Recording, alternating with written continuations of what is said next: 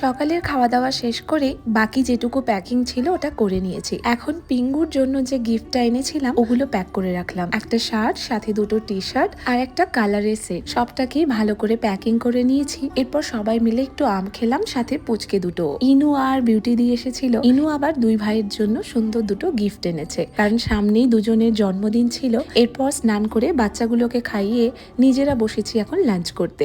মেনুতে আজকে ছিল ভাত, মাছের ডিমের বড়া, পটল ভাজা, পাঁচমেশালি সবজি, চিংড়ি মাছের আলু দিয়ে তরকারি আর চিকেন। এরপর বাচ্চাগুলোর জন্য একটু ছানা তৈরি করলাম। আর গতকাল রাতে না এই দুধটা ঢোকাতে ভুলে গিয়েছিলাম ফ্রিজে। দেখলাম বেশ সুন্দর দই তৈরি হয়ে গেছে আম দিয়ে, তবে দইটা খেতে বেশ ভালো লাগছিল। এদিকে গাড়ি চলে এসেছে, এখন বাজে 5টা।